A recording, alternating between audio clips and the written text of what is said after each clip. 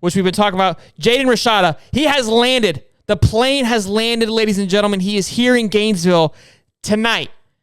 The beeper went off. Okay, I've got my Ring camera on there. I saw him walk into the stadium. He is here. He's staying until Friday, which is pretty good. 2 days. He's going to get his walkabout, get his feet wet, hang out in the swamp for a little bit, see what the hype's all about. So I'm sure he'll be out of practice with Justice tomorrow, watching them get their butts kicked.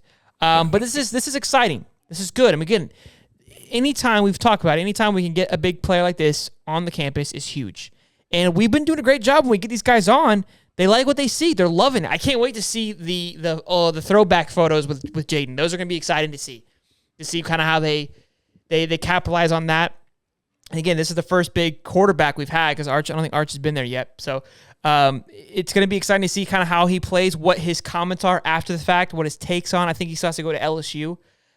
He's being sought out. He's got top 7. He's got Oklahoma on the list still, I think. Miami was on the list. So there's some tough competition in there. Yeah, he's got some high level offers here. Ole Miss, Cal, LSU. Ole Miss. Yeah, Miami, Oregon, A&M. Who knows how much A&M's willing to pay him? But that being said, I mean, yeah.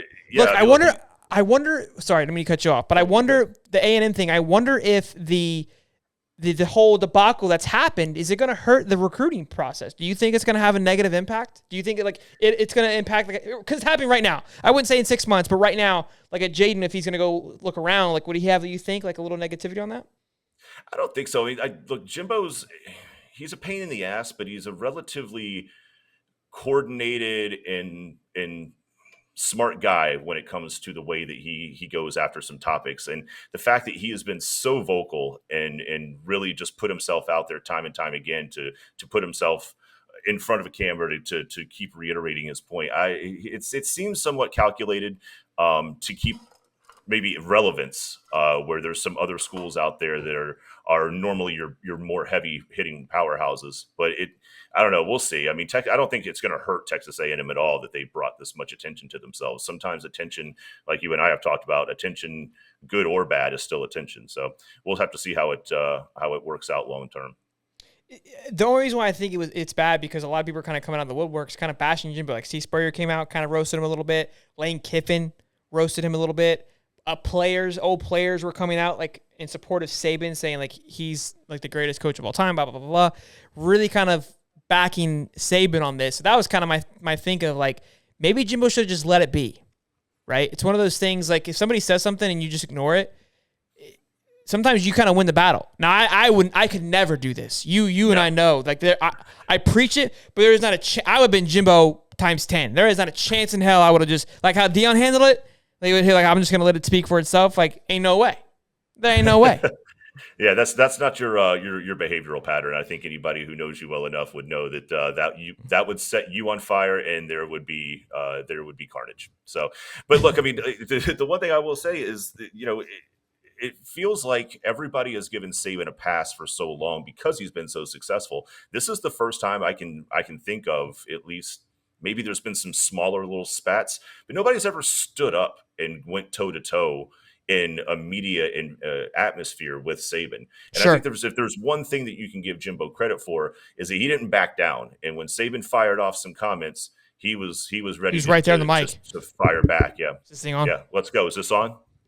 But no, I mean, if there's one thing I'll give Jimbo, man, that's he's the first one that I can think of that has not backed down from the football god that a lot of people put Saban as. Sure. So Jaden, we go back to, we were on the Jaden thing. He has California on there because he's from there. So California seems like a weird pick out of the rest of the schools, but I think they have a bigger play just simply for the fact that he's there. But look, hopefully it's a good visit. I'm getting comments on the side here that my reporting was incorrect. Gino White says, heard he didn't make the flight. Well, but then we got confirmation from Fish and Football that he rebooked the flight for tomorrow at 6 a.m. So he has thought about landing. He's not. My Ring camera was wrong. It wasn't Jaden. That's on me. He hasn't landed yet. So hopefully he stays a little bit longer. Hopefully he doesn't cut his trip short. Wednesday is an awful strange day to start a recruiting trip anyway. I mean, I know school's out, so maybe it's not maybe that big because of a they're deal, doing the practices during the week. Yeah. Yeah, but I mean, usually when you hear about an official visit, they get there Friday and they spend all weekend, and it's a structured thing. I mean, a Wednesday visit just kind of seemed. I don't, it was Wednesday to Friday. It was 2 days. Okay. Oh, so it was midweek. He wasn't going to be there for the weekend. I see. Yeah. So Okay. I mean, I don't know if this hurts or helps, but I would feel almost like during school, like classes, like you kind of feel the buzz. You know what I mean? Obviously, you get to go around when it's peaceful and you kind of see it more like just like its natural beauty. Like I've been there when there's nobody there. It's really cool. But that's my favorite part of Florida is when there's nobody there. Scared money don't make money, you know? You deserve that.